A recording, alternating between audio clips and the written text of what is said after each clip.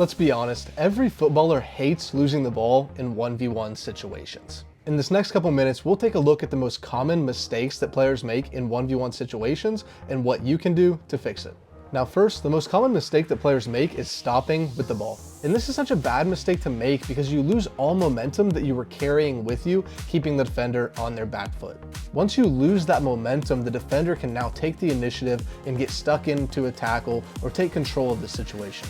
Once that defender has you stopped with the ball, the only thing left for you to do at that moment is to pass, which is of course an important part of the game, but that's not what we're talking about today. We want you to get better at winning those 1v1 situations. Now with the ball stuck at your foot, maybe if you're Cristiano or you're Messi or Ronaldinho, you like this situation because you have the defender flat-footed and then you can accelerate or explode out. But the average player and players that are trying to improve really aren't going to be able to beat a defender from a static position.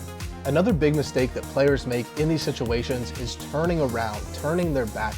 Once you've turned your back, again, similar to stopping the ball, you've lost all momentum, and a good defender will know that it's a pressing trigger. Anytime that you turn around and face your own goal, you don't have that speed, that explosiveness carrying you at them, keeping them on their back foot. So once you turn your back, you're going to have an arm in your back, you're going to have tackles coming in, and it's going to be very difficult not only to beat a defender, but to retain the ball. So the way that you avoid these first two mistakes is by learning a body feint. You don't need to spend hours and hours working on the most complicated skill moves in the world. All you need to utilize is change of pace and change of direction.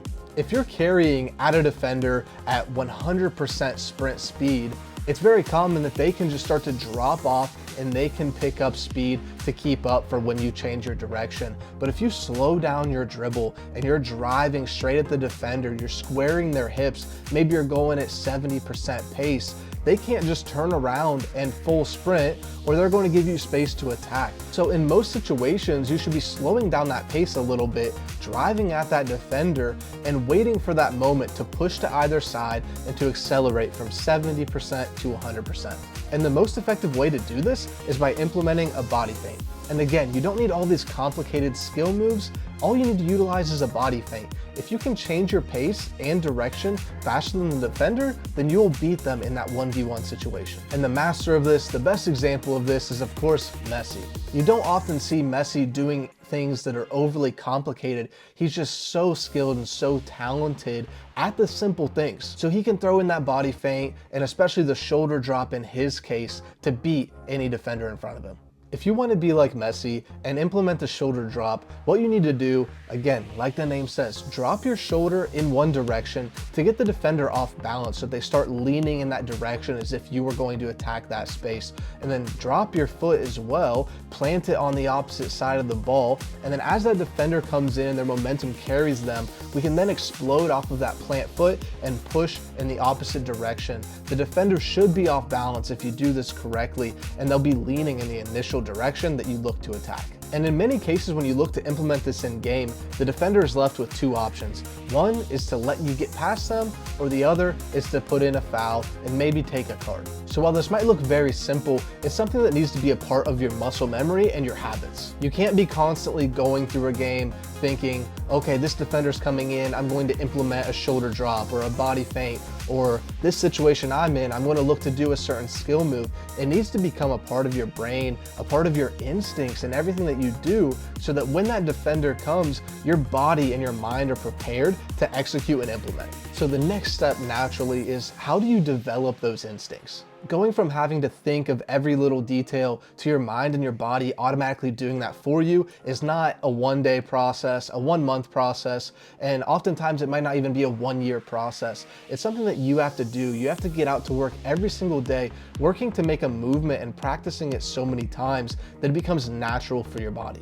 There have even been studies done on Neymar and Messi, scanning their mind and their brain to understand how they can do certain things. And the results are surprising. The results quantify what instincts really are. These players and other high-level professionals use less of their brain to process what they do. So while a lower-level player, an average player, their brain might be lighting up, they're using so much of their brain to try to think about what they're doing, but there's very little going on in the brains of these very high-level players because of all the work that they put in to prepare themselves for that moment. And fortunately for you, the way that you train your instincts is by playing the game, plain and simple.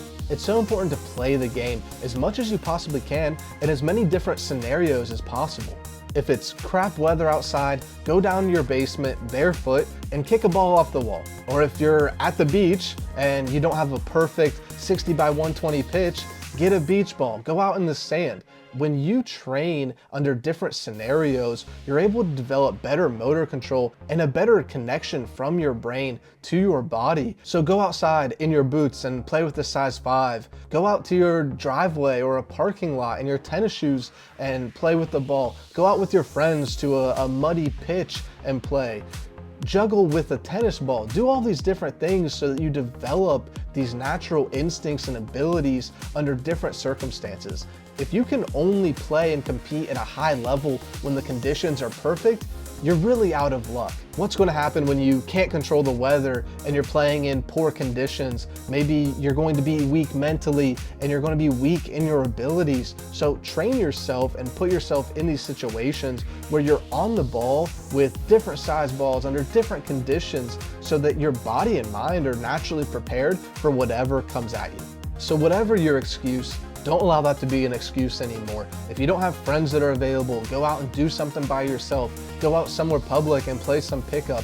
Whatever you can do to get on the ball more is going to help you develop those instincts to be better at dribbling. So hopefully you take something from this video that helps you be more confident on the ball and to win more of those 1v1 situations. And since you made it this far, go ahead and comment down below. Let me know what position you play and what you struggle on the pitch. And I'll do my best to comment, to give some feedback and some advice to help you with what you're struggling with. And I'll also make future content on those subjects. So make sure to like, comment, and subscribe to my channel.